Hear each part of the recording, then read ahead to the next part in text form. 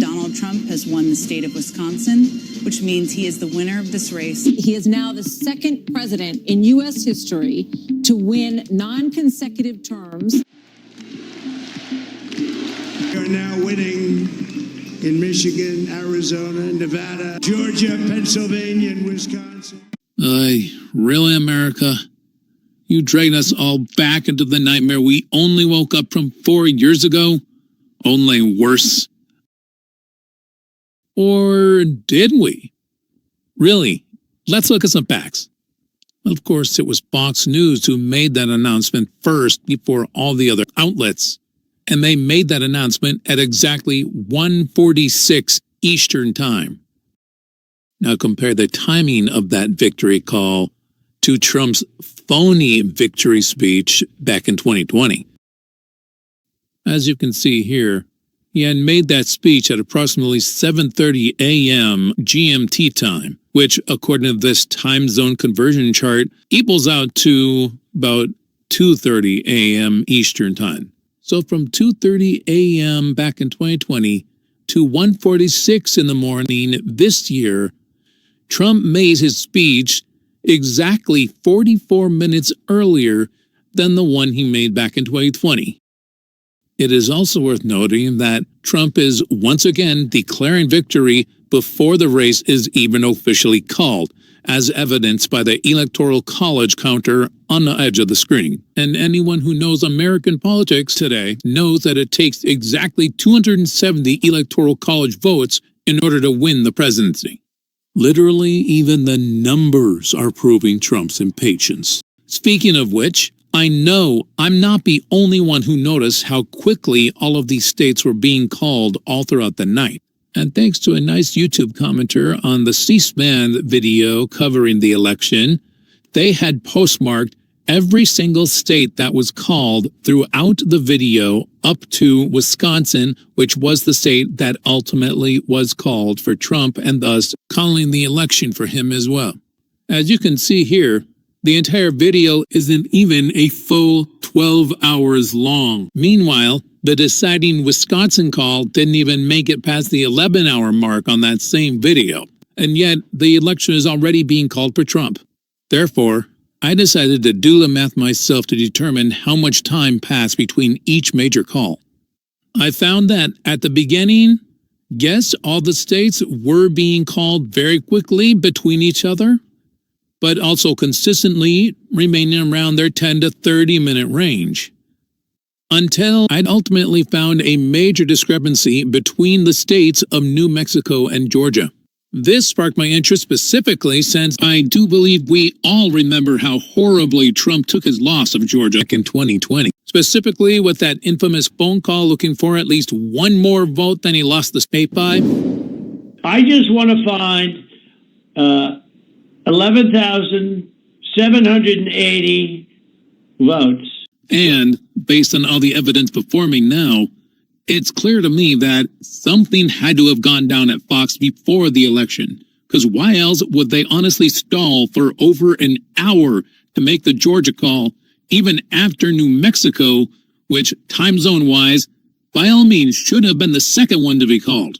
Especially considering how Fox was already making so many quick calls for quite a few states beforehand.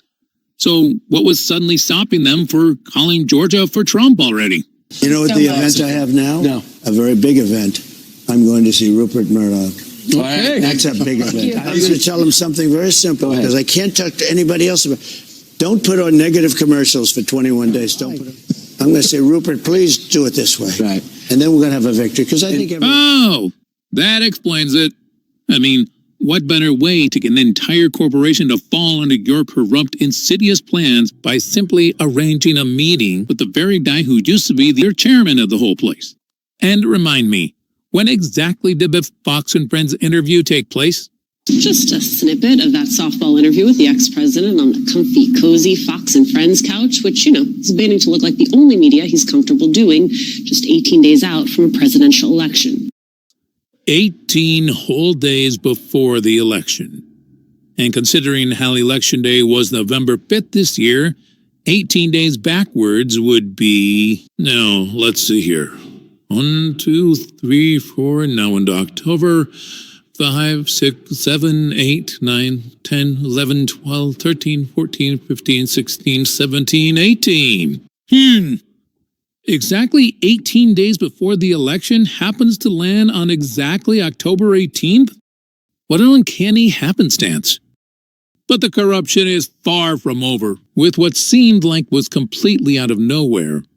Elon Musk suddenly threw his hat into the ring. Where is he? Come on up here, Elon.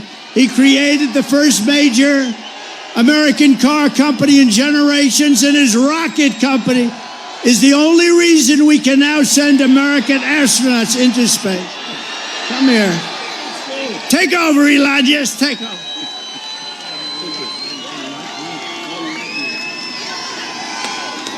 Hi, everyone.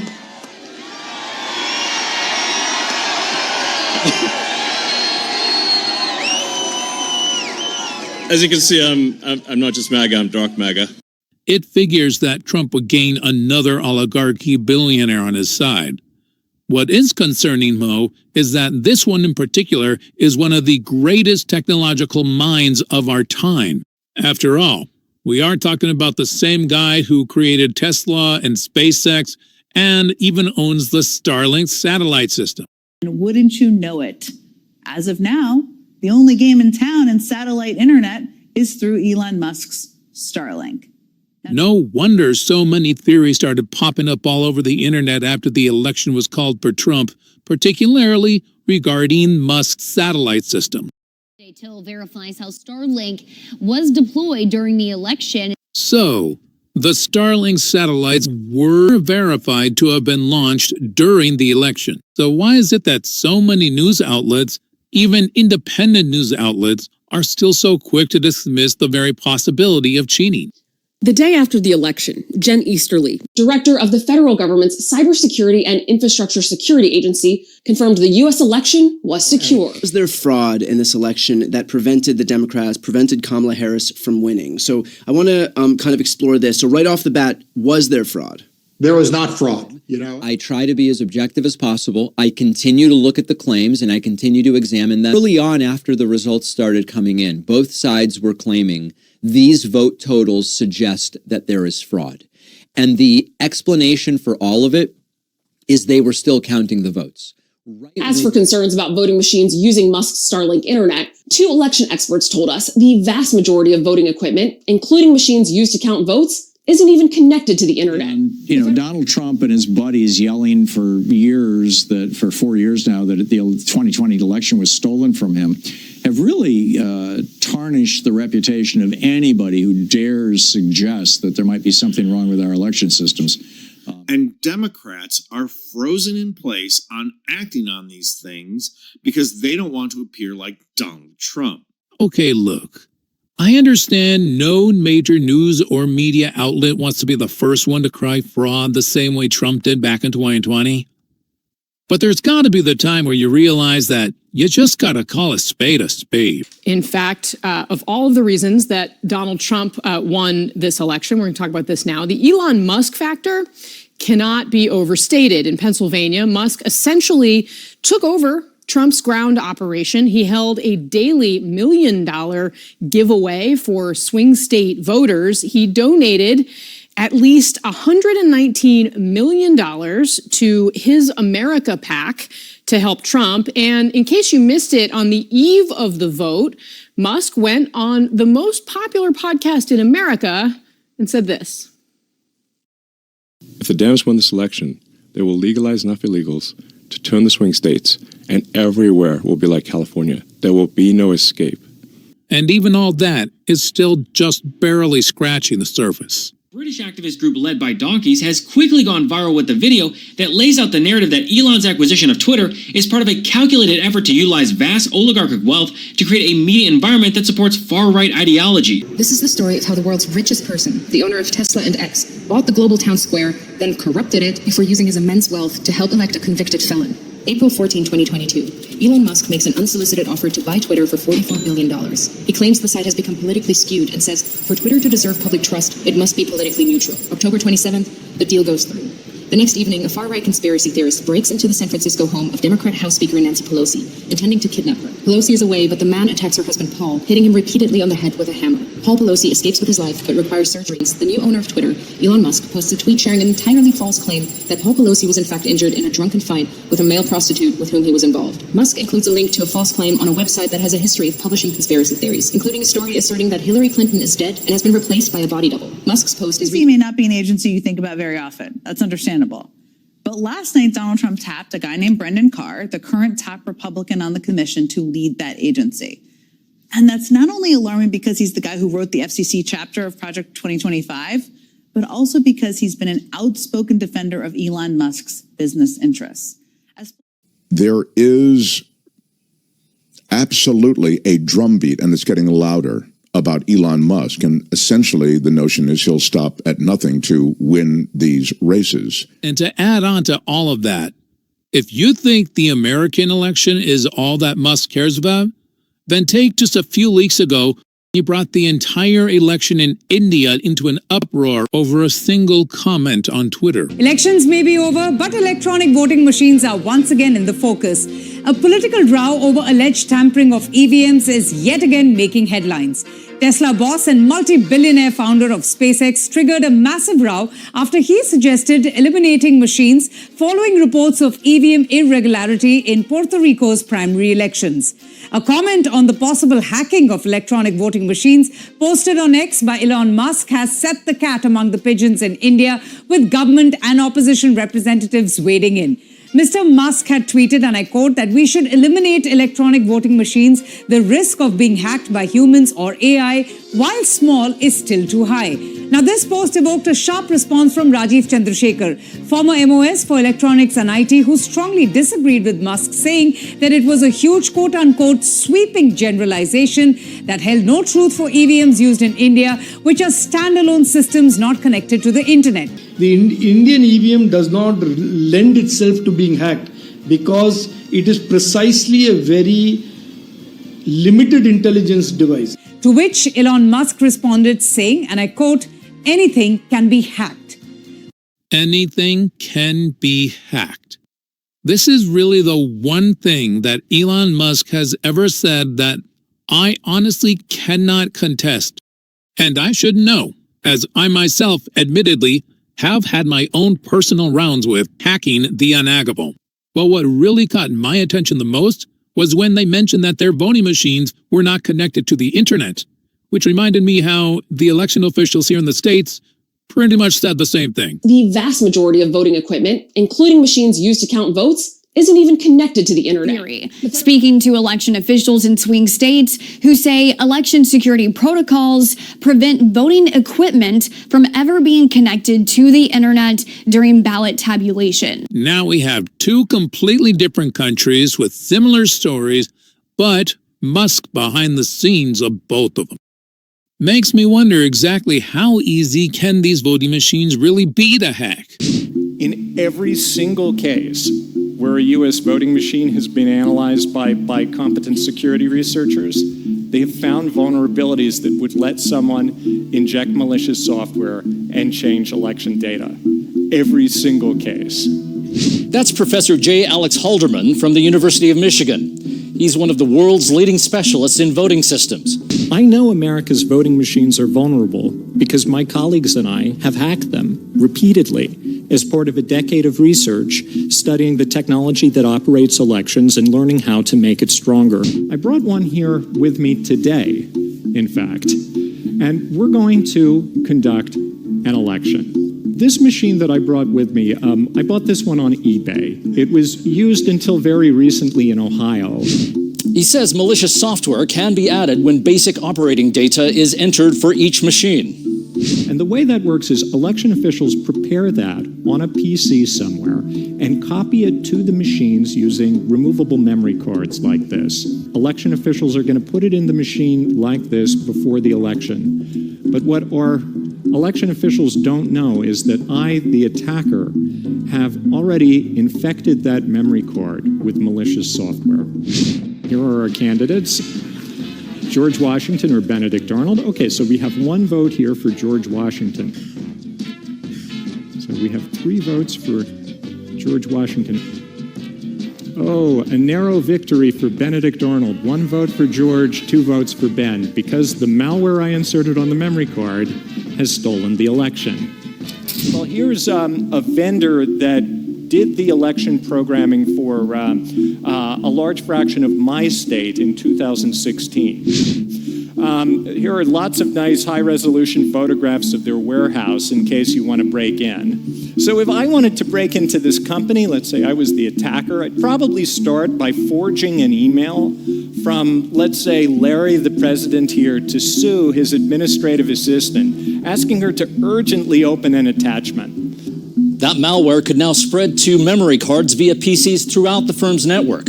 But if the machines aren't actually online when you vote, there's no way to hack them, right? This is something that you hear all the time in the US from election officials. Unfortunately, it's not actually true. Those election management system workstations sometimes are connected to the internet, or the data that's programmed into them passes through an internet-connected system. So we're just 1 or 2 hops away from an online attacker. Halderman says just a statistical sample audit of scanned paper ballots could identify anomalies in electronic voting. So basically, it is absurdly easy to hack an election. Yes, the internet can be synced up to the voting machines, even if it's completely behind the election officials' backs. Thankfully, it seems I am not the only one who noticed how rotten this election turned out to be. I've always said, it's like my expertise is in building hardware, and I've built a lot of it, and a lot of it is been used and customized so that it does multiple things, both what the user sees it's doing, and underneath it has other activities going on to back up law enforcement or find money laundering or do audits. So I was explaining to people, computers are, and they're getting denser and denser. So it's a bullet ballots or a drop-off vote. I was conflating them, and let me explain what the two things are. And we don't know which it is until the ballots are actually inspected. A bullet ballot is a ballot which actually exists. It's on paper, that only, hopefully on paper, that only has one selection in one race. So somebody went to I'm increasingly thinking, in a lot of cases, the bullet ballot isn't there. That we're hoping is stolen by gangs, that we are tracking that data to find them. And we've done this in the numbers of hundreds. So here you have a perfectly functional machine that's also doing additional and nefarious activity underneath it. Yeah. So, I get all that. And what you're suggesting essentially is that, there might have been some hanky-panky around this election, that statistically there were more people just voting the bullet ballots, more people just voting for Trump in the swing states than not in the swing states, that there was an anomaly. By orders of magnitude. States in Arizona and what was the other one? Nevada. We saw 5 and 7% of the ballots were people who only voted for Trump. That is what the numbers are showing us, and all I got to do is actually do a hand recount, and great. I've said, prove me wrong. Yeah. Great. Yeah. It's so easy to do. Yeah, so... Here's a couple of interesting things that have just taken place. I found this out yesterday, and I've sent some mention to a bunch of people, but there's a character named Alfie Oakes, and his home just got raided. He lives in South Florida. He's a big Trump supporter. And oh, by the way, this is all for entertainment purposes only. But this fellow was searched by a bunch of departments, not just the Department of Justice, but I think the Department of Defense, a couple other institutions. The Department of Defense? What could this fellow have been doing in his house that would involve the interests of the Department of Defense? And if you look carefully, the interests seem to be having to do with cybercrime. And those institutions together, one of the things that they do is investigate election interference. So keep your eye on this story. Again, it's Alfie Oakes, and he's a big, fat Trump supporter. Here's another story I just heard from a friend of mine. Just sent it to me. And that is Joe Rogan has stated that Elon Musk knew the results of the election 4 hours before it was called, thanks to an app that he had created. Pay attention to these little stories. I get something is coming up really quick. And every time I look at another reader, I get the same thing. I'm going to take a look, first of all, at just if they cheated. If something went down like that, how it could have happened. And let's just be a little more specific. I do think that they cheated, and I want to see. Emerging conversation. Here's a bit from North Carolina. Breaking news in North Carolina, breaking news in the battleground states, and a strange trend I see where practically every statewide Democrat in North Carolina won overwhelmingly, and somehow Donald Trump manages to win. It doesn't make any sense, so just hear me out. Sorry I'm losing my voice today. But we see Josh Stein, the Democrat, won for governor's race over Mark Robinson by about 800,000 votes. We see in the lieutenant governor's race, we see that a lady, Rachel Hunt, defeated Hal Wethman by 150,000 votes. We see that for attorney general, we see that Jeff Jackson defeated Dan Bishop. Same thing, another 125,000 votes. We see for the superintendent of education, Maurice Green defeated Michelle Morin. Same thing, 2,810,000 to 2,668,000. For the Secretary of State, we see another lady winning statewide, Elaine Marshall, over Chad Brown, and she wins by 120,000 votes. And then we see that Donald Trump somehow manages to win by 189,406 votes. Every other Democrat won statewide. And then this other interesting fact that doesn't make any sense, 356,884 votes were cast for president only, and they voted for not any other single office in North Carolina. Not for governor, lieutenant governor, Democrat, Republican, independent, nobody. What's up with this? This does not make sense. It doesn't make sense to me. What do you think? Does it make sense to you? Elon Musk, were you there? What do you all think? Something doesn't look right. And this trend is throughout all the battleground states. Democrats win statewide, and somehow Kamala Harris loses. Doesn't make sense. And many of them are women winning in these states. Yeah, that last point isn't completely incidental, right? From the general public's basic observations and concerns to professional computer scientists' expert analysis, the general consensus amongst everybody seems to be this election was not right.